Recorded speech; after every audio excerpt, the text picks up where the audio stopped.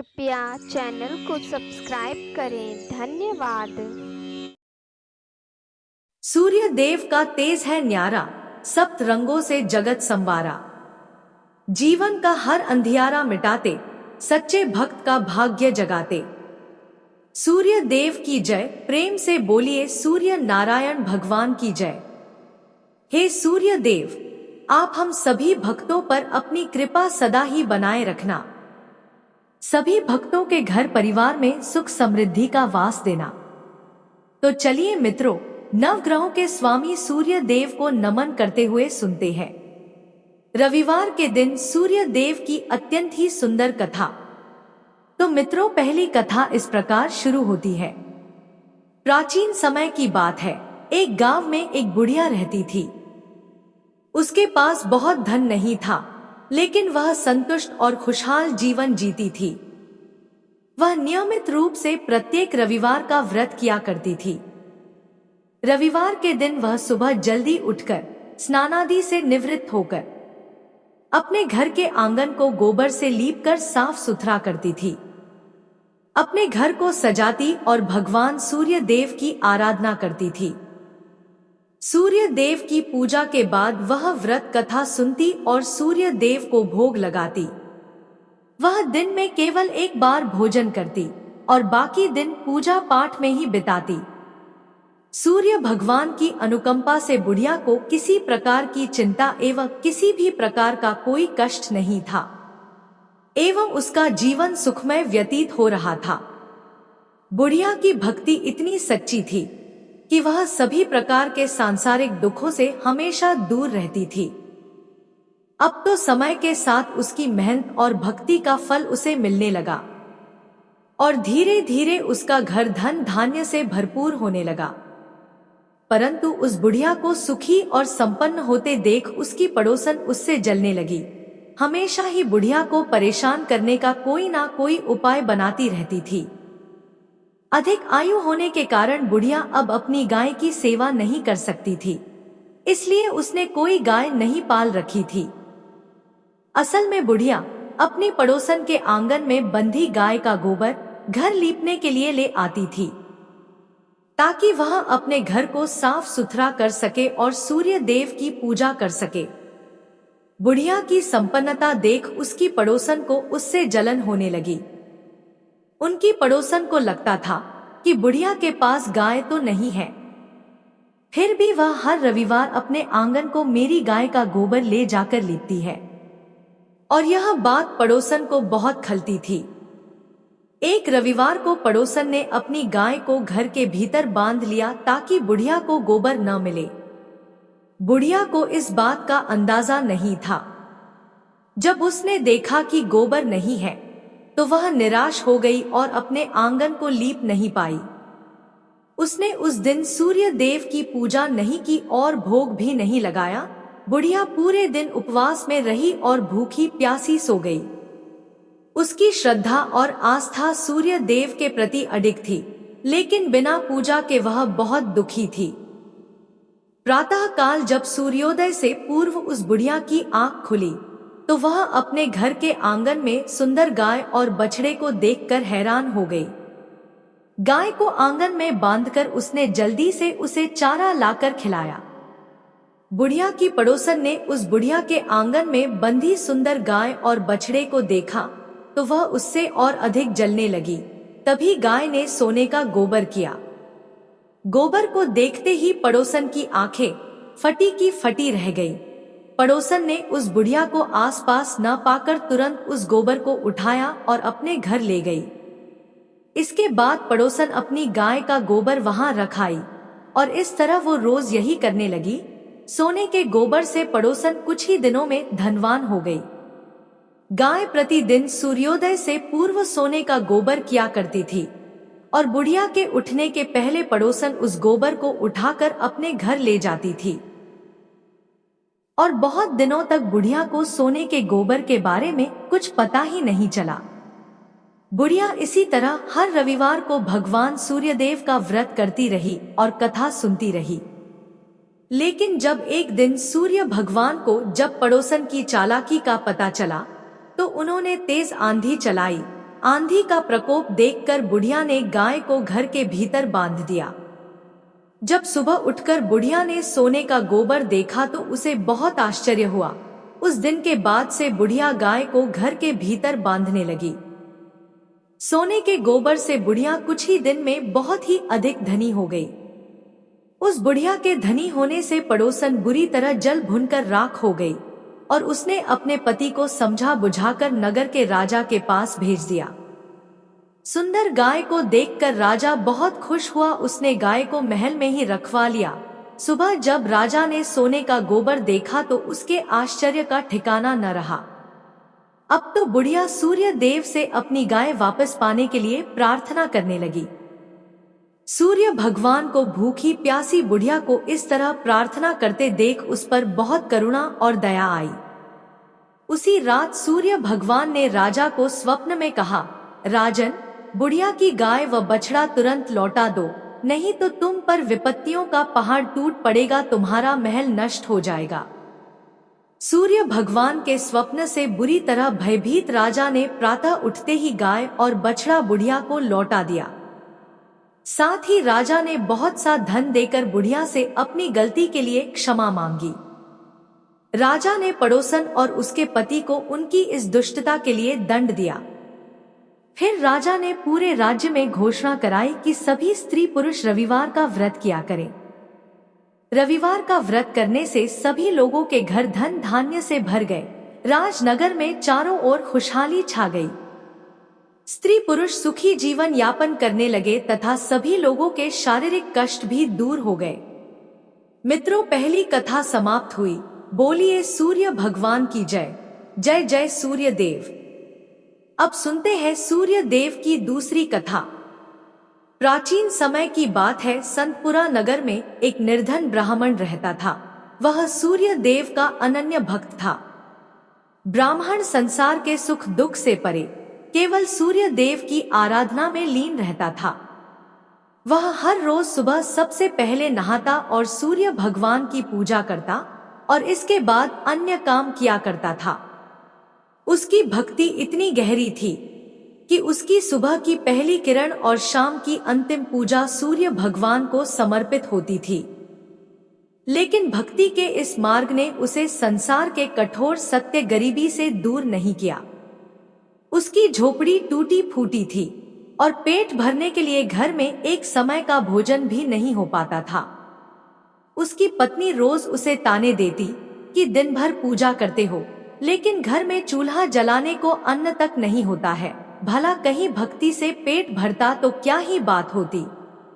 ब्राह्मण हर रोज अपनी पत्नी की बातें सुनता, लेकिन अपनी भक्ति से डिगता नहीं था। उसके पड़ोसी भी उसे निकम्मा कहकर अपमानित करते थे कि सारा दिन इधर उधर घूमता है, जैसे कोई बड़ा तपस्वी हो। अब धीरे धीरे इन तानों और उपेक्षाओं ने उसके मन को गहराई तक आहत करना शुरू कर दिया था। एक दिन उसने निर्णय लिया कि अब इस संसार को छोड़कर केवल सूर्य भगवान की शरण में चला जाऊंगा। इसके लिए ब्राह्मण ने अगली सुबह जल्दी उठकर स्नान किया, पूजा की सामग्री ली और जंगल की ओर चल पड़ा। चलते चलते उसे एक निर्जन स्थान मिला, जहां एक सूखा हुआ पीपल का पेड़ और एक लगभग सूखा हुआ तालाब था। ब्राह्मण ने सोचा, यही स्थान मेरी भक्ति के लिए उपयुक्त है। उसने पीपल के नीचे बैठकर सूर्य भगवान की आराधना शुरू की। पूजा समाप्त होने पर उसने तालाब से थोड़ा सा पानी लिया और सूर्य भगवान को अर्घ्य दिया। जैसे ही पानी बहकर पीपल की जड़ों और तालाब में पहुंचा, एक अद्भुत चमत्कार हुआ। सूखा हुआ पीपल हरा भरा हो गया, उसकी शाखाएं हरी भरी पत्तियों से भर गईं। वहीं तालाब स्वच्छ जल से भर गया। जब ब्राह्मण ने सूर्य देव की आवाज सुनी तो वह घबरा गया और सोचने लगा कि इस पीपल में कोई भूत रहता है, जरूर वही मुझे आवाज दे रहा है। और ब्राह्मण बिना कुछ कहे वहां से लौट गया। अब तो हर रोज जब ब्राह्मण पूजा करता, तभी उस तालाब से आवाज आने लगती। रोज यह सुन सुनकर वो चिंतित होकर दुबला होने लगा। ब्राह्मण की पत्नी कभी कभी उससे मिलने जंगल में जाती थी। एक दिन उसने अपने पति से पूछा, आप दिन पर दिन दुबले हुए जा रहे हैं। उसने अपनी पत्नी को सारी घटना कह सुनाई। उसकी पत्नी, जो सामान्यतः उसे ताने देती थी, इस बार अपने पति की बात सुनकर गंभीर हो गई। उसने कहा, यह कोई भूत प्रेत नहीं है, यह स्वयं सूर्य भगवान है, जो तुम्हारी भक्ति से प्रसन्न होकर तुम्हें वरदान देना चाहते हैं। ब्राह्मण ने चिंतित होकर पूछा, लेकिन मैं उनसे क्या मांगूं? मेरी मांग छोटी हो तो जीवन भर पछतावा रहेगा, और अगर मैं कुछ भूल गया तो? पत्नी ने मुस्कुराते हुए कहा, तुम्हें उनसे यह मांगनी चाहिए कि नौखंड के महल में सोने के पालने में अपने पोते को झूलते हुए अपनी आंखों से देख सको। इससे तुम्हें धन, संतान, सुख और दीर्घायु सब कुछ मिल जाएगा। अगले दिन ब्राह्मण ने उसी स्थान पर जाकर सूर्य भगवान की पूजा की। पूजा के अंत में सूर्य भगवान फिर प्रकट हुए और बोले, हे ब्राह्मण, अब बोलो तुम्हारी क्या इच्छा है? ब्राह्मण ने साहस बटोरकर वही शब्द कहे जो उसकी पत्नी ने सिखाए थे। सूर्य भगवान मुस्कुराए और बोले, तथास्तु, तुम्हारी मनोकामना पूरी होगी। जब ब्राह्मण घर लौटा तो उसने देखा कि उसकी टूटी फूटी झोपड़ी की जगह एक विशाल और भव्य महल खड़ा था। महल के चारों ओर दास दासियां कार्य कर रही थी। अंदर से उसकी पत्नी सुंदर वस्त्रों और आभूषणों से सजी हुई बाहर आई और बोली, स्वामी, यह सब आपकी भक्ति का फल है। सूर्य भगवान ने आपकी मनोकामना पूरी कर दी। ब्राह्मण ने विस्मित होकर पूछा, इतना धन लेकर हम करेंगे क्या? पत्नी ने उत्तर दिया, हम इसे धर्म और परोपकार के कार्य में लगाएंगे। यज्ञ, हवन और दान पुण्य से ही इस धन का सही उपयोग होगा। और इस प्रकार से ब्राह्मण की ख्याति शीघ्र ही नगर भर में फैल गई। जब राजा को इस बात का पता चला तो उसने ब्राह्मण को अपने दरबार में बुलाया और पूछा, कल तक तो तुम्हारे पास खाने को अन्न नहीं था, आज यह वैभव कहां से आ गया? क्या तुमने चोरी की है? डर के कारण ब्राह्मण ने पूरी घटना विस्तार से राजा को बताई। राजा ने कहा, क्या सूर्य देव मेरी मनोकामना भी पूरी करेंगे? मेरे पास सब कुछ है, परंतु संतान सुख से वंचित हूँ। ब्राह्मण ने राजा को सूर्य भगवान की आराधना की विधि बताई और राजा ने पूरे नियम और श्रद्धा से सूर्य भगवान की पूजा की। कुछ ही समय बाद सूर्य भगवान ने राजा को एक तेजस्वी पुत्र का आशीर्वाद दिया और इस प्रकार से सभी लोग सुख पूर्वक जीवन व्यतीत करने लगे। मित्रों, इस कथा से हमें यह सीख मिलती है कि सच्ची भक्ति में अद्भुत शक्ति होती है।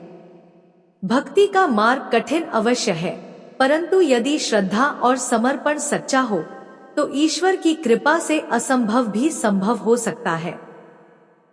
ब्राह्मण की निष्ठा और विश्वास ने न केवल उसे सुख समृद्धि प्रदान की, बल्कि संसार को यह संदेश भी दिया कि धर्म और परोपकार से ही सच्चा जीवन संभव है।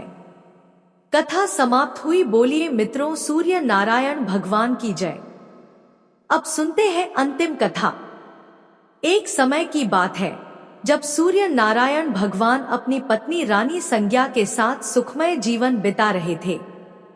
एक दिन रानी संज्ञा के मायके से संदेश आया कि उन्हें अपने पीहर आकर कुछ समय बिताना चाहिए। रानी संज्ञा का मायके जाने का मन नहीं था, लेकिन सूर्य भगवान ने उन्हें समझाया और आग्रह किया कि वह मायके जाए। उन्होंने वादा किया कि वह उनके लिए बहुत सारी सुंदर और उपयोगी वस्तुएं भेजेंगे और इस तरह से रानी संज्ञा मायके चली गईं। कुछ समय बाद सूर्य भगवान ने उनके लिए कई वस्तुएं भेजीं, जिनमें चौपड़, पासा, पचेटा, आती डोरा और मिठाइयां थीं। उन्होंने इन वस्तुओं को बड़े प्यार से भेजा ताकि रानी संज्ञा खुश हो सके। रानी संज्ञा की भाभियां स्वभाव से चंचल और मजाकिया थी। उन्होंने सूर्य भगवान द्वारा भेजे गए इन उपहारों के डिब्बों को खोला और सारा सामान निकालकर उनकी जगह कंकड़, पत्थर और कांटे भर दिए और फिर उन्होंने डिब्बों को वैसे ही बंद कर दिया जैसा उन्हें मिला था। जब रानी संज्ञा ने इन डिब्बों को खोला और उनमें से सामान निकालने के लिए हाथ डाला तो उनके हाथ में कांटे चुभ गए। उनकी भाभियां यह देख जोर जोर से हंसने लगी। यह देखकर रानी संज्ञा को बहुत गुस्सा आया, लेकिन वह कुछ कह नहीं पाई। कुछ समय बाद सूर्य भगवान रानी संज्ञा को वापस लेने आए, लेकिन जब रानी संज्ञा ससुराल लौट आईं, तो उन्होंने सूर्य भगवान से बात करना बंद कर दिया। यहाँ तक कि वह अपनी सासू माँ और अन्य परिजनों से भी कोई बात नहीं करती थी। अब तो सूर्य भगवान को यह बात बहुत अजीब लगने लगी। उन्होंने अपनी माँ से पूछा, माताजी, क्या रानी संज्ञा आपसे बात करती है? उनकी माँ ने कहा, नहीं बेटा, जब से वह मायके से लौटी है उन्होंने किसी से बात नहीं की। सूर्य भगवान को यह चिंता का विषय लगा। उन्होंने अपनी माँ से कहा, आज आप उनसे कहिए कि घर में साल यानी चावल की बोरी रखी है, उससे चावल निकाले, लेकिन ध्यान रखें कि एक भी चावल टूटना नहीं चाहिए। जब रानी संज्ञा को यह काम बताया गया तो वह और अधिक दुखी हो गई और उन्होंने अकेले में बैठकर रोना शुरू कर दिया। फिर वह छत पर गई और चिड़ियों को पुकारने लगी। उन्होंने चिड़ियों से कहा, मैंने हमेशा तुम्हें दाना डाला है, अब मेरी मदद करो और इन चावलों को छील दो। चिड़ियों ने उनकी पुकार सुनी और सभी चावल छीलकर उड़ गईं। सायंकाल में सूर्य भगवान ने अपनी माँ से फिर पूछा, माताजी, रानी संज्ञा ने कुछ कहा? माँ ने जवाब दिया, नहीं बेटा, वह कुछ नहीं बोली। सूर्य भगवान ने कहा, अब आप उनसे कहिए कि 108 छेद वाली मटकियों में पानी भरें। जब रानी संज्ञा को यह काम बताया गया तो वह तालाब के पास जाकर बैठ गई और वहीं रोने लगी। उनकी हालत देखकर मेंढकियां उनके पास आईं और पूछा, आप क्यों रो रही हैं? रानी संज्ञा ने कहा, मेरी सासू माँ ने 108 छेद वाली मटकियों में पानी भरने को कहा है, बताओ इनमें पानी कैसे टिकेगा? मेंढकियों ने कहा, आप चिंता मत करो, हम छेदों पर चिपक जाएंगी, फिर आप आराम से मटकियां भर लेना। यह सुनकर रानी संज्ञा को थोड़ा सुकून मिला। मेंढकियों ने अपनी बात रखी और रानी संज्ञा ने आसानी से मटकियों को पानी से भर दिया। उस दिन भी सूर्य भगवान ने अपनी माँ से पूछा, माताजी, रानी संज्ञा ने कुछ कहा? माँ ने जवाब दिया, नहीं बेटा, वह अभी भी चुप है। सूर्य भगवान ने कहा, अब आप उनसे कहिए कि बाग में उनकी मासी जी आई हैं, उनसे मिलने जाए और उनसे यह भी कहिए कि जिस तरफ धागे बिखरे हैं उस तरफ जाए। अगले दिन सूर्य भगवान एक महिला का रूप धारण करके बाग में बैठ गए। उन्होंने घूंघट डाल रखा था और धीरे धीरे रोने लगे। जब रानी संज्ञा वहां आई तो उन्होंने उस महिला को रोते देखा तो रानी संज्ञा ने पूछा, तुम क्यों रो रही हो? क्या कोई मुसीबत है? सूर्य भगवान महिला के स्वर में बोले, आपकी मुसीबत के सामने मेरी मुसीबत कुछ नहीं है। यह सुनकर रानी संज्ञा फूट फूट कर रोने लगी। उन्होंने कहा, मैं अपने मायके नहीं जाना चाहती थी, फिर भी उन्होंने मुझे जबरदस्ती भेज दिया। वादा किया था कि अच्छी अच्छी वस्तुएं भेजेंगे, लेकिन उन्होंने डिब्बों में कंकड़, पत्थर और कांटे भेज दिए। जब मैंने डिब्बे खोले तो मेरे हाथ कांटों से घायल हो गए। वापस आने पर उन्होंने साल में से चावल निकालने को कहा और एक भी चावल टूटने नहीं चाहिए। फिर उन्होंने 108 छेद वाली मटकियों में पानी भरने का आदेश दिया। यह कहते कहते रानी संज्ञा की आंखों से आंसू बहने लगे। रानी संज्ञा की बात सुनकर सूर्य भगवान ने उनका हाथ पकड़ लिया और अपने असली रूप में आ गए। उन्होंने कहा, रानी संज्ञा, चुप हो जाओ, मैंने तुम्हारे लिए चौपड़ पासा, मिठाई और सुंदर वस्तुएं भेजी थी। यह सब तुम्हारी भाभियों का मजाक था, मेरी कोई गलती नहीं थी। अगर तुमने यह बात पहले ही बता दी होती तो तुम्हें इतनी मुसीबत नहीं झेलनी पड़ती। सूर्य भगवान की बात सुनकर रानी संज्ञा को राहत मिली और उन्होंने सूर्य भगवान को क्षमा कर दिया और सूर्य देव रानी संज्ञा के साथ खुशी खुशी रहने लगे। मित्रों, यह कथा हमें यह सिखाती है कि धैर्य और सहनशीलता हर परिस्थिति में हमारा साथ देते हैं। इस कथा में प्रकृति के जीव जंतुओं जैसे चिड़ियों और मेंढकियों ने रानी संज्ञा की मदद की, जिससे यह संदेश मिलता है कि जब हम दूसरों के लिए अच्छे काम करते हैं तो संकट के समय वे भी हमारी मदद करते हैं। कथा समाप्त हुई। बोलिए मित्रों, सूर्य नारायण भगवान की जय हो।